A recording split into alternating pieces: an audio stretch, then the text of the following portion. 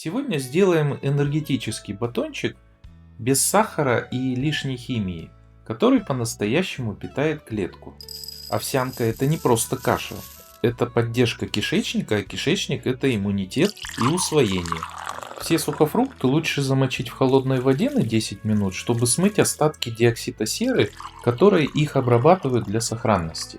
Изюм это природный сахар, но в связке с клетчаткой и жирами он не дает резкого скачка. Какао это магний, это минерал спокойствия, а спокойствие это тоже энергия. А сейчас наш секретный ингредиент – клюква. Это не просто кислая ягода, в ней много природных антиоксидантов, которые помогают защищать наши клетки от окислительного стресса. Особенно клюква известна поддержкой мочевыводящей системы. Плюс она поддерживает сосуды и кровообращение. Только очень важно выбирать сушеную клюкву без добавления сахара. Обязательно проверьте. Иначе польза превращается в десерт. А теперь миндаль. Замечательный орех. Миндаль богат витамином Е. А это поддержка мембраны клетки. Это здоровые жиры. А мембрана, она состоит из жиров. Если жир плохой, клетка не работает. Пока мы слегка обжариваем миндаль, один важный момент. Вообще этот батончик это не десерт. Это такой концентрат энергии. В нем нет сиропов, стабилизаторов и какого-то скрытого сахара, как в большинстве магазинных вариантов. Здесь только цельные продукты. Орехи, сухофрукты, какао. Это по сути еда, которая дает энергию за счет питательных веществ, а не за счет резкого скачка сахара.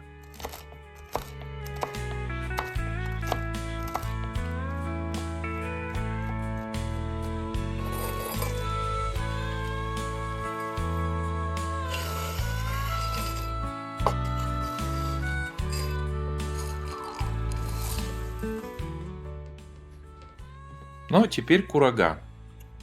Курага это калий, это клетчатка, это мягкая поддержка кишечника.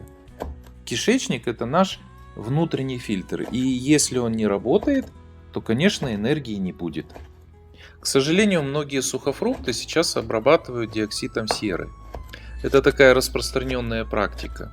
А хорошая курага, она обычно такая очень темная, матовая, без блеска, без запаха. И она может даже выглядеть так очень непривлекательно, но это чаще всего признак минимальной обработки.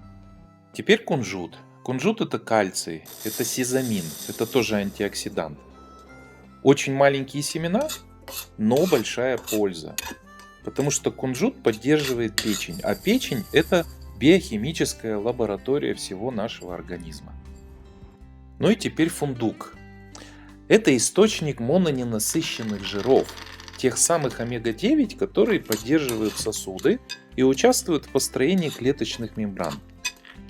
В нем очень много витамина Е, а это защита для мембраны клетки от окислительного повреждения. Плюс магний и полезные жиры – это тоже поддержка нервной системы и мозга. Поэтому фундук в этом батончике – это не просто калорийность, это структурное питание для клетки. Вообще фундук это очень древний орех. Он долго хранится, дает много энергии, легко переносится в дорогу. По сути, фундук это такой древний энергетический продукт, проверенный временем.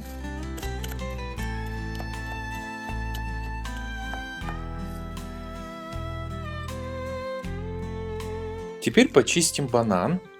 Банан это не просто сладость, это источник калия, который поддерживает сердце и нервную систему. Плюс в нем есть натуральные сахара, глюкоза и фруктоза, которые дают быструю, но естественную энергию.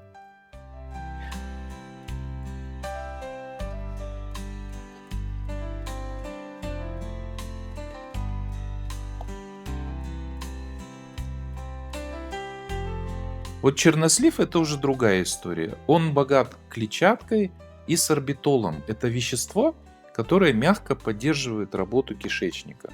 А мы знаем, что здоровый кишечник это основа нормального усвоения и энергии. А вот вместе банан и чернослив создают такую натуральную сладкую основу без добавления сахара. И при этом поддерживают пищеварение и микрофлору.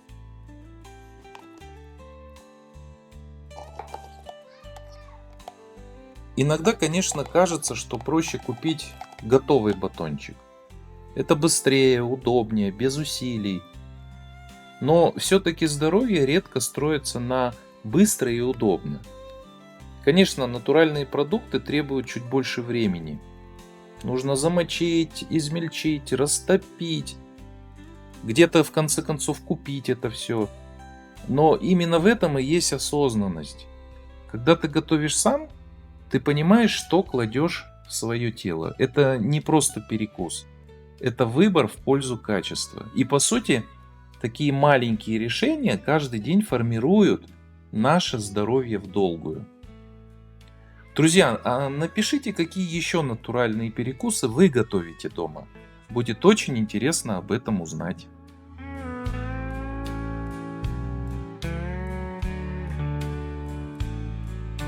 А сейчас растопим шоколад на водяной бане.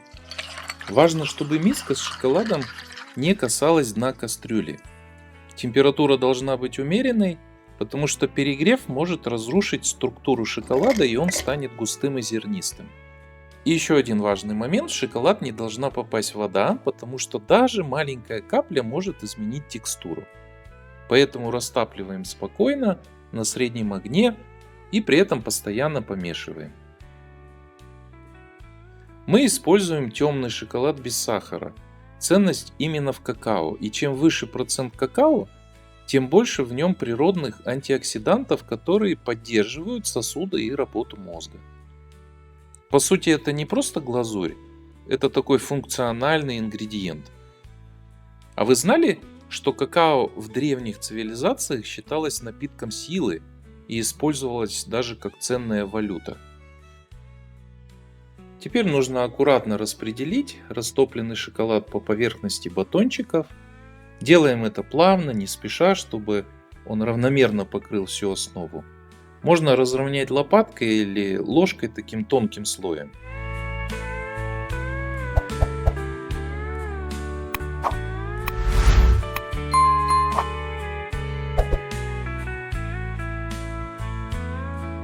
И здесь уже можно проявить фантазию. Можно добавить орехи сверху или немного посыпать какао. Это не просто глазурь, это уже финальный штрих.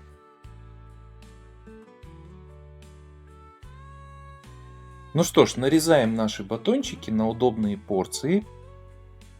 Посмотрите, какая плотная текстура. Это не просто сладость, это целый концентрат энергии. Такой батончик можно взять с собой в дорогу, на работу, в поездку, в школу, на тренировки или просто держать под рукой вместо магазинных сладостей. Это такая очень удобная форма настоящей еды. Без сиропов, без лишней химии, только цельные продукты.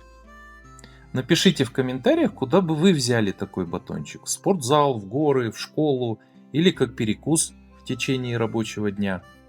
Нам очень приятно читать ваши комментарии. И, честно сказать, мы тоже очень многому учимся из них. Спасибо, что вы думаете, пробуете и делитесь своим опытом. И обязательно напишите, что у вас получилось. До новых встреч! Готовим осознанно и с пользой!